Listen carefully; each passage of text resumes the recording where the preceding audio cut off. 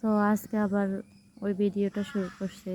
তো 9 বছর বয়সের একটা মেয়ের আর কি বা করা সম্ভব, যেতটুকু পারে আর কি। তারপরেও সৎ মায়ের অত্যাচারে, বাবার বকুনিতে মাঝে মাঝে বাবা ধরে মারেও, ওই অবস্থায় মেয়েটার যতটা করা সম্ভব সে ততটাই করে, এর চাইতে বেশি করে কখনো কখনো।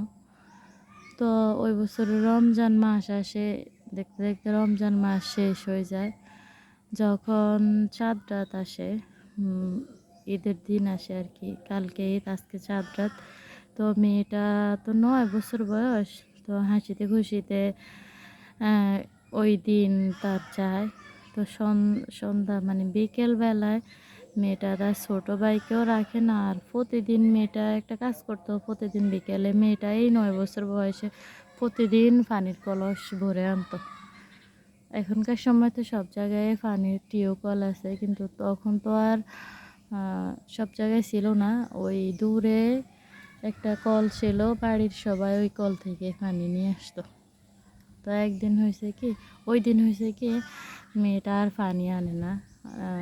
ছোট মেয়ে তো খেলার সাথীদের সাথে খেলতে খেলতে, আজকে তো চাঁদ রাত এই মনে করে সে কি করে তার খেলার সাথীদের সাথে মেহেদি তুলতে যায়।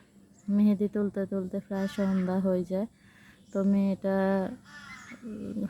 সন্ধ্যা সন্ধ্যা হওয়ার পরেও ঘরে একটু পরে আসে, আসার আগেই কাছ থেকে মেয়ের বাবা ঘরে ফিরে।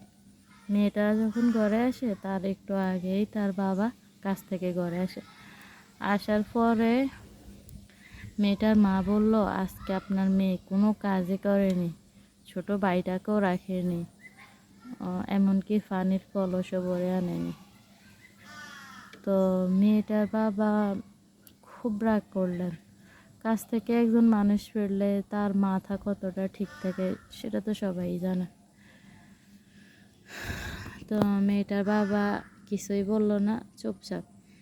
যখন মেয়েটা সন্ধ্যায় ঘরে ফিরে আসার পরে মেয়েটা পানির কলস নিয়ে ঘর থেকে বের হবে, এমন সময় মেয়েটার বাবা তার হাত থেকে পানির কলস টান দিয়ে রেখে বাহিরে ফেলে দেয়। আর মেয়েটাকে বলে, আজকে কোথায় ছিলে সারাদিন?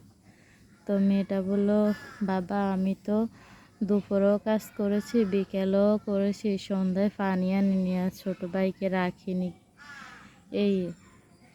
এটা বলার পরে মেয়েটার বাবা মেয়েটার হাত ধরে টেনে ঘরে নিয়ে যাওয়ার পরে মেয়েটার বাবা চারুদিকে খুঁজতে থাকে কি দিয়ে মেয়েটাকে মারবে, ভীষণভাবে আঘাত করবে।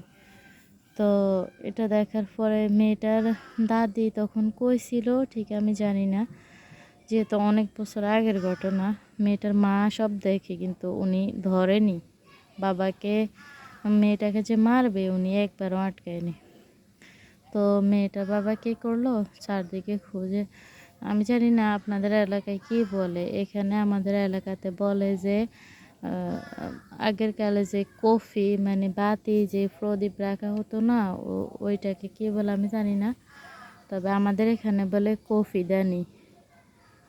তো ওই কফি যেই পাত্রে রাখা হয় ওইটাকে কি বলে জানি না, ওই কাঠের ওই শক্ত একটা জিনিস দিয়ে মেয়েটার বাবা কী করে মেয়েটার মাথায় প্রচণ্ড জোরে